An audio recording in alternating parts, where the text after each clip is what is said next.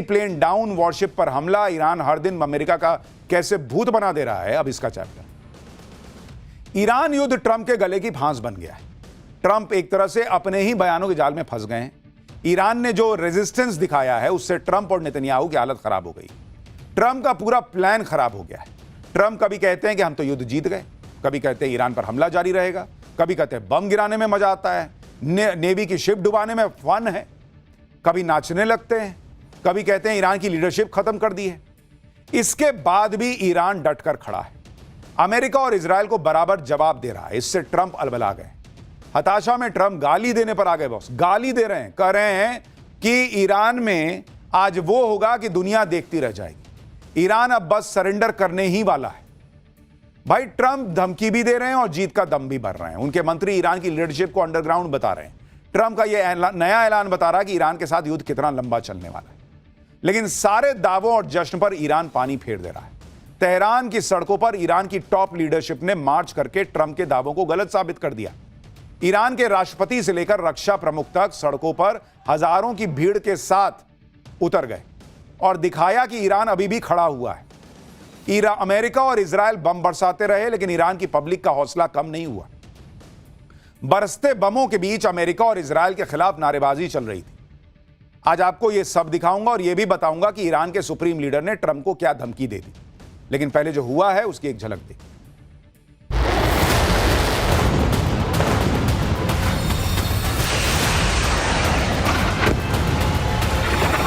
A nation of terror and hate, and they're paying a big price right now.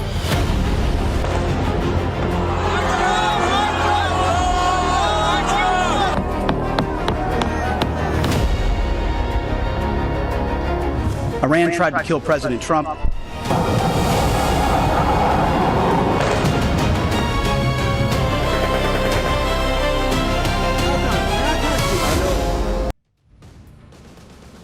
Iran युद्ध अब Trump के हाथ से निकल चुका है, क्योंकि आप देखिए कि ट्रंप कैसे बहकी बहकी बातें कर रहे हैं। कल ही वो जीत का दावा कर रहे थे। आज ट्रंप ने कह दिया कि ईरान की नेवी नहीं बची, एयरफोर्स साफ हो गई है, मिसाइल, ड्रोन और सब कुछ तबाह कर दिया है। ईरान की लीडरशिप को धरती से मिटा दिया है। ट्रंप ने गाली देते हुए कहा कि देखना आज ईरान के साथ क्या होता है। वो गाली तो आपको नहीं दिखा सकते, लेकिन उन्होंने जो शब्द गाली के तौर पर इस्तेमाल होता है वो अपने पोस्ट में लिख दिया। ट्रंप किस तरह से परेशान है वो आप इस बात से भी समझिए कि ईरान को नई धमकी देते हुए ट्रंप ने यहां तक कह दिया कि ये लोग पिछले 47 साल से दुनिया भर में निर्दोष लोगों को मार रहे हैं। अमेरिका का 47वां राष्ट्रपति होने के नाते अब मैं उनको मार रहा हूं। ऐसा करना कितना बड़ा सम्मान है। आप सोचिए, लोगों को मारना इनको सम्मान लग रहा है कि मैं बहुत अच्छा कर रहा हूं मारकर। ये वही ट्रंप हैं जो कुछ दिन पहले कह रहे थे कि ईरान के नेवी शिप डुबोने में फन है। एक वीडियो में नाच रहे थे कल। आज कह रहे हैं कि ईरान के लोगों को मारना सम्मान की बात है।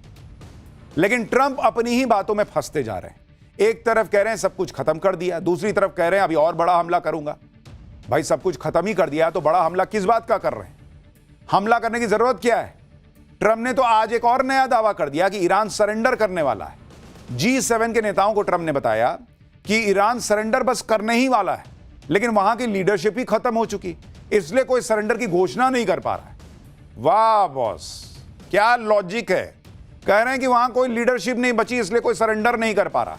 तो जब लीडरशिप बची नहीं तो मार किसको रहे? भारत वहां के विदेश मंत्री से बात कर रहा है, पीएम मोदी वहां के राष्ट्रपति से बात कर रहे हैं, और इनके हिसाब से वहां कोई सरेंडर करने वाला नहीं बचा है। सोचिए कैसी बेतुकी बातें कर रहे हैं, और इनके समर्थक कैसे होंगे जो उसको मान भी ले रहे हैं। इससे ज्यादा क्या बेतुकी बात हो सकती है कि ईरान सरेंडर कर चुका है, लेकिन कोई सरेंडर करने के लिए बोलने वाला नहीं है कि हां हमने सरेंडर कर दिया। उधर आज ट्रंप के रक्षा मंत्री ने कहा कि ईरान की लीडरशिप अंडरग्राउंड हो चुकी। ट्रंप कह रहे हैं हमने मार दिया, रक्षा मंत्री कह रहा है कि अंडरग्राउंड है। पहले आपस में बैठ के तय करो यार कि मार दिए हो कि अंडरग्राउंड है। रक्षा मंत्री कह रहे हैं कि डर के सामने वो सामने नहीं आ रहे, चूहों की तरह छुप गए। सुनिए आप। Iran's leadership is in no better shape. Desperate and hiding, they've gone underground, cowering. That's what rats do. We know the new so-called not-so-supreme leader is wounded and likely disfigured. He put out a statement yesterday, a weak one, actually, but there was no voice, and there was no video. It was a written statement. अगर Iran में सारी leadership खत्म हो गई, बाकी बचे लोग चूहे की तरह छुप गए, तो फिर आज ईरान की सड़कों पर जो दिखा वो क्या था? ईरान की जिस लीडरशिप को अमेरिका कह रहा है कि वो हताश हो चुके हैं, डरपोक हैं, सामने नहीं आ रहे, चूहे की तरह छिपे हैं, वो लीडरशिप आज तेहरान की सड़कों पर बेधड़क घूमती दिख रही थी। ये तस्वीरें आप देखिए, ईरान के राष्ट्रपति मसूद पेजेश्कियन तेहरान की सड़कों पर खुलेआम घूमते दिख रहे हैं। ना ही कोई डर, ना ही हमले का खौफ। ये देखिए आप तस्वीरें, खुलेआम वो सड़क पर घूम रहे हैं। इतना ही नहीं, ईरान के रक्षा प्रमुख अली लारिजानी भी आज तेहरान में पब्लिक के साथ दिखाई दिए। अली लारिजानी भी बेखौफ रेवोल्यूशन स्क्वायर में मार्च करते हुए दिखे। ये तस्वीरें देखिए बहुत। इसके अलावा IRGC के कई कमांडर और ईरान के सुप्रीम लीडर के सलाहकार भी इस मार्च में दिखाई दिए। यानी ईरान की पूरी टॉप लीडरशिप सड़क पे थी। अमेरिका दुनिया को नैरेटिव बेच रहा है, ट्रंप कह रहे हैं मार दिया, रक्षा मंत्री कह रहे हैं ये तो बंकर में छुपे हैं चूहे की तरह, वो वहां सड़क पर खुला नजर आ रहे हैं। ईरान ने एक AI वीडियो भी रिलीज किया जिसमें दिखाया गया कि तमाम हमलों के बाद भी कैसे ईरान टूटा नहीं और पलटवार कर रहा है। देखिए जरा ये वीडियो।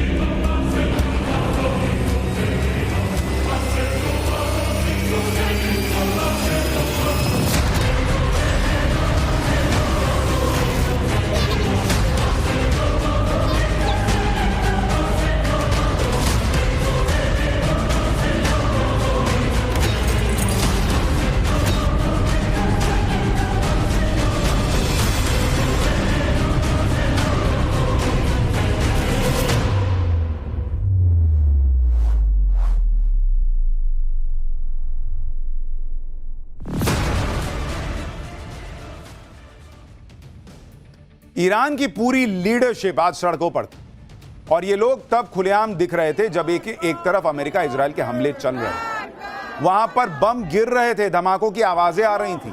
आप देखिए पीछे धुआं निकल रहा है, इधर पब्लिक जा रही है, उधर हमले चल रहे हैं, लेकिन ना नेता ना पब्लिक कोई वहां से भागा नहीं कि देखो देखो हमला हो गया। ये तस्वीरें तेहरान के रेवोल्यूशन स्क्वायर की हैं जहां जुमे के दिन हजारों की भीड़ जमा हुई। इसी दौरान वहां जोरदार हमला हुआ, तेज धमाके के साथ धुएं का गुबार आसमान में फैल गया, लेकिन भीड़ को इससे कोई फर्क नहीं पड़ा। वो ट्रंप के खिलाफ नारेबाजी करने लगी, अमेरिका के खिलाफ नारेबाजी करने लगी। आप देखिए तस्वीरें एक बार।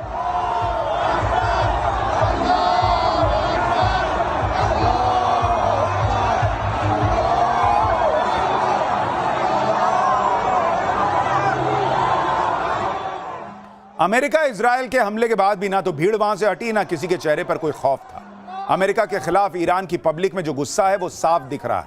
ईरान में तो लोग अलग अलग तरह से प्रोटेस्ट कर रहे हैं। एक ताबूत को अमेरिका और इजराइल के झंडे से लपेटकर उसमें कील ठोक रहे हैं, यानी वो दिखा रहे हैं कि ईरान पर हमला करके अमेरिका इजराइल ने अपने लिए मुसीबत मोल ली है, अपने ताबूत पे आखिरी कील ठोक ली। अमेरिका ने यह सोचकर ईरान पर युद्ध किया था कि वहां की रिजीम हटा देंगे, अपने मनमर्जी का नेता बना देंगे। यहां उल्टा हो गया। ईरान में जो सत्ता में है उसके लिए तो गजब का सपोर्ट बढ़ गया, वो कमजोर होने की जगह मजबूत हो गए। ये तस्वीरें देखिए, अमेरिकी हमले में मारे गए ईरान के कमांडरों की अंतिम यात्रा निकल गई। तेहरान के रेवोल्यूशन स्क्वायर पर हजारों लोगों की भीड़ पहुंची हुई थी। देख रहे हैं, पैर रखने की जगह नहीं। लोगों ने अपने शहीद कमांडर्स को श्रद्धांजलि दी और नारे लगाए। कमांडर्स को श्रद्धांजलि देने आए लोगों ने पोस्टर भी लहराए जिसमें लिखा हुआ था हार्ड रिवेंज कंटिन्यूज, यानी ईरान पूरी ताकत से बदला लेता रहेगा।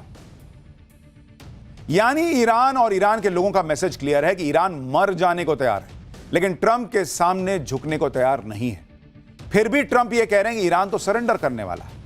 अगर यही बात होती तो फिर ट्रंप ने क्यों आज दुनिया से कह दिया कि जाओ रूस का तेल खरीद लो। मैं सबको कहता हूं जाओ खरीदो। जिस रूस के तेल के लिए ट्रंप दुनिया से लड़ गए कि रूस का तेल ना खरीदो, आज ईरान युद्ध ने ट्रंप के सामने ऐसी नौबत ला दी जिसमें ट्रंप खुद कह रहे हैं कि जाओ रूस का तेल खरीद लो जितना खरीदना है। आप देखिए कि अमेरिका ने रूस से कच्चा तेल खरीदने में छूट दे दी है।